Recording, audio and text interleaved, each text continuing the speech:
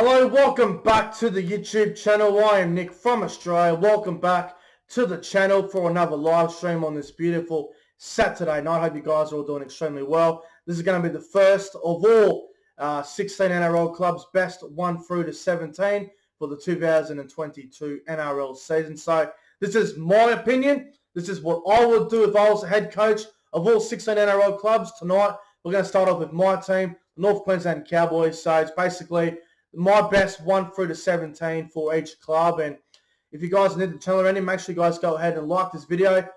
Comment your thoughts in the comment section below. Do you agree with my team for the Cowboys? Do you think it's a good one? Let me know in the comment section below. And also, if you're new around here, make sure you hit the subscribe button as well. It's much appreciated. We're getting closer and closer to 2,000 subscribers, and let's try and get to 2K by State of Origin time. Anyway, let's get into this video. So this is my Nick from Australia 2022 best North Queensland Cowboys 1 through to 17. Fullback, I've gone with Hamiso W.Y. Fido. On the wings, Kyle Feldt and Murray Tuilagi. In the centres, I've gone with Peter Hiku and Valentine Holmes. In the halves, 5'8", Scott Drinkwater, halfback Chad Townsend. The front row, I've gone with Jason Tamalo and Jordan McLean. The hooker is Rhys Robson. The second row, I've gone with Tom Gilbert and Helen Luki. The lock, I've gone with is Reuben Carter. And on the bench, I've gone with Jake Granville, Cohen Hess, Jermaine Tanua-Brown, and Jeremiah Nanai. And also, 18th man, because apparently the 18th man rule this year is going to be used a bit more than what it had been obviously be a bit more used than what it was last year. My 18th man for the Cowboys is Tom Dearden. But that's my Cowboys best 1 through to 17 for season 2022. So obviously I've gone with the Hammer at fullback. I think the Hammer picks himself at fullback, obviously. He's an Origin player. He's been playing pretty much all of pre-season at fullback. And it's a Hammer can work on his ball playing around the attacking opportunities. So when like 3-on-2s or 3-on-1s or 4-on-3s and try and get that decision-making right. And then I think the Hammer at fullback obviously is a great move. Defensively also needs to work on a few things, but we all know the Hammer is a very exciting player, so the Hammer at fullback is a no-brainer for mine. On the wings, Kyle Feldt and Murray Tuilagi. Kyle Feldt picks himself, obviously a very experienced winger now for the Cowboys. He's played Origin, he's won a grand final, and knows how to do his job very well.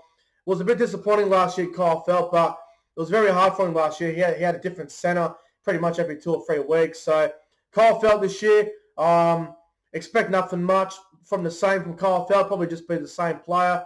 Probably score 15, 16 tries this year. Might even make a contender for top try scorer. But Kyle Feldt's a no-brainer, obviously. And Murray Tuilagi, the other winger, I thought he had a very good year, Murray Tuilagi, last year. I thought he was exceptional for us on that left wing. I think he'll play left wing again, Murray Tuilagi. Looking forward to seeing the improvement of him going into this year as well. So Feldt and Tuilagi are the wingers. Centres, I've got with Peter Hiku and Val Holmes. Now, I'll start with Peter Hiku. We bought him from the Warriors. He was off contract. Todd Payton went and bought him. And Peter Hiku, before he got injured, was probably in the top 10 centres. Now, what I mean by that, in 2020, when Todd Payton was coaching the Warriors for that 10-week period or whatever it was, Peter Hiku was in great form. And he was easily a top 10 centre in the game. And then, obviously, went down with an injury. And I think he only played about 5 to 8 games at the back end of last year. So Peter Hiku back under Todd Payton, and he's going to be playing right side with Kyle Feldt. Should be a good combination. So Peter Hiku should be really good for us in the centres. And the other centre I've got is the $1 million man, Valentine Holmes. Now, before everyone goes off the head and says, "Oh, Val Holmes playing centre, $1 million a season, blah blah blah, what a waste of money." Well, you got to look at it, right? When Val Holmes came back to the NRL, tried out, obviously didn't work out at the NFL, but came back to the NRL, went to the Cowboys on $1 million a season, big money. Clearly hasn't worked out at fullback the last 2 years he's been there. I think a positional change needs to happen. I think Val Holmes going to left centre is going to be a good thing for him. Whether he goes well at centre or not remains to be seen, but Val Holmes at left centre, combination with Murray Tuilagi and Drinkwater on that left side, should be quite dangerous. I'm not sure how Val will go at centre, but he has to play better at centre than what he did at fullback. So obviously Val Holmes is going to be interesting this year. It's going to be very interesting to see how he goes. Had a couple of games at centre at the back end of last year. but he only played about 2 or 3 games there. So Valentine Holmes at centre, we'll see how it goes, but he's in my centres with Peter Hiku. Halves, 5'8", Scott Drinkwater, halfback Chad Townsend. Scott Drinkwater was the 5'8" last year. There's no reason why he won't be there again this year. Drinkwater, on his day, is a very good 5'8". He is very inconsistent. That's one thing that I have learned from Scott Drinkwater since he came up to the Cowboys from Melbourne. Drinkwater is very inconsistent. When he's on, he'll have 2 tries, maybe even score a try or 2. When he's off, he'll have 3 errors, kick out in the full, 4 missed tackles in a row, blah, blah, blah. But Drinkwater at 5'8" is a no-brainer. And the halfback, Chad Townsend, obviously we paid a lot of money for Chad Townsend to come up to the Cowboys, but when you buy someone like Chad Townsend who's won a premiership, he's got experience, he's got leadership, you expect him to be able to do his job very well. I know a lot of Warriors fans out there don't like Chad Townsend because of what he did at the Warriors last year when he went there mid-year. Well, here's the thing, right? Chad Townsend went to the Warriors mid-season. How is he going to connect with the team mid-year when he had no combinations with them, he had no preseason with them, he had no training with them? I think he had 3 training sessions.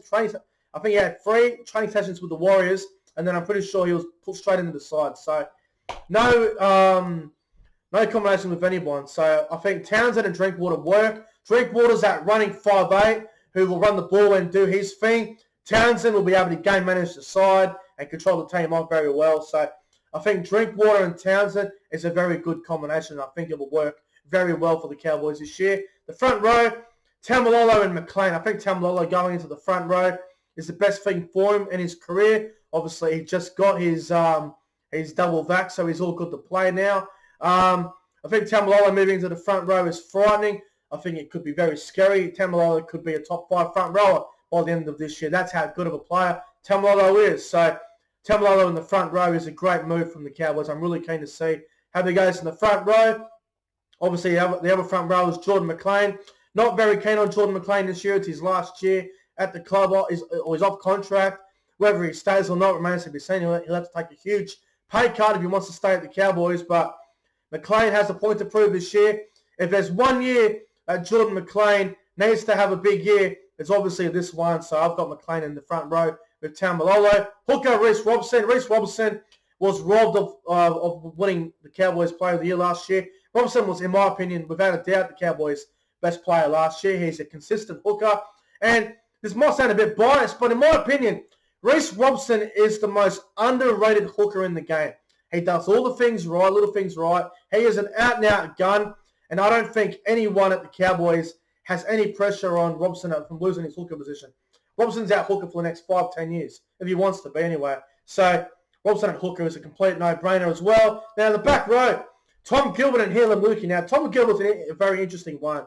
I think Tom Gilbert is a very solid footballer. I think last year coming off the bench in the front row wasn't a bad move for him, but from what I understand, second row is his primary position, and apparently he's been training all of the preseason at second row. So if Tom Gilbert's playing all preseason at back row, then why not start him? I think Tom Gilbert in the back row, it's worth a crack, and if I was the Cowboys, I would throw Tom Gilbert in the second row for round 1. I think it would be the best thing for the club. The other second row I've gone with is Helen Luki. Now, Helen Luki, we all know how good of a player he is. Helen Luki has already proven to be an exceptional young kid coming through the ranks. He's a potential Origin player in a couple of years' time. So I think if the Cowboys can re-sign Luki and keep him long-term, I think he's the future of the club, in my opinion. So Helen Luki in the back row with Gilbert is what I would go with. Now, the lock, Reuben Carter. Now, Reuben Carter is another player who could potentially be on the cusp of Origin this year if he can play some consistent football and get better as the year goes on. So, like I said before, I think Tamalo going to the front row is probably better for the Cowboys team. Reuben Carter going to lock as that ball-playing 13, a bit like a Victor Bradley, Cameron Murray type player. So, Carter at 13, I think it's the best thing for the Cowboys, and I think the Cowboys need to do that for the year. Put Reuben Carter at 13. Now, the bench, jersey 14, I've gone with Jack Granville. Jack Granville played jersey 14 last year, played a lot of hooker, obviously, played a little bit of centre here or there when there was an injury. I remember the game against Cronulla where the hammer went down injured. I think he had an HIA. Granville played centre the rest of the game and killed it. Played a bit of fullback against Melbourne and Brisbane the back end of last year. So you can play fullback, centre, hooker, lock. You can play a few positions straight Granville. So I think he's the best man for the job for the jersey 14. At the bench, I think Cohen Hess as well on the bench. He's a great move for us. I think Cohen Hess will be great on the bench. I think his impact on the bench in the front row would be good. You know, when Tamalo goes up the field, when there's someone to come on with that impact, I think Cohen Hess is the right man to do that. So Hess coming up the bench in the front row would be the best thing for us, along with Jermaine Tanua-Brown, we picked up from the Warriors. Jermaine Tanua-Brown for mine, I think he's a bench player. I don't think he's a starter. He can start if it's injuries, but I think Jermaine Tanua-Brown coming up the bench with Cohen Hess in the front row would be a very good a bench front row pair to come on and lay some impact for Tamalo and Mclean when they go for a break. And the last player I've got on the bench, number 17, is Jeremiah Nanai. I don't expect Luki and Gilbert to play 80 minutes. I mean, one of them probably will, but whether Gilbert gets tired or Luki gets tired, I think Jeremiah Nanai coming on playing a bit of back row would also be a good thing for the Cowboys. So that's my 1 through to 17. And my 18th man, I think Tom Dearden, guys. Tom Dearden is 18th man. I think, why not? The Cowboys probably, obviously Tom Dearden apparently is the future of us. Apparently he's going to be hanging around for a while. And Chad Townsend came up there to try and teach him a few things and get better with him as the year goes on. So I think Tom Dearden being in the 17, not 17, but being in the 21 every week would be good for us. So Tom Dearden as 18th man, why the hell not? I think it would be a good thing for the Cowboys. But that's my Cowboys best 1 through to 17 along with the 18th man. Let me know in the comment section below, guys, what you think of the Cowboys side. I think it's a very attacking sort of team. Defense might be a bit of a concern for the Cowboys, but attack-wise, this team's got plenty of points in them going into this year. But anyway, guys, I'm getting out of here. Make sure you all go ahead and like, comment, and subscribe to the channel. And guys, I'm getting out of here. Have a good night, and I'll see you guys in the next one.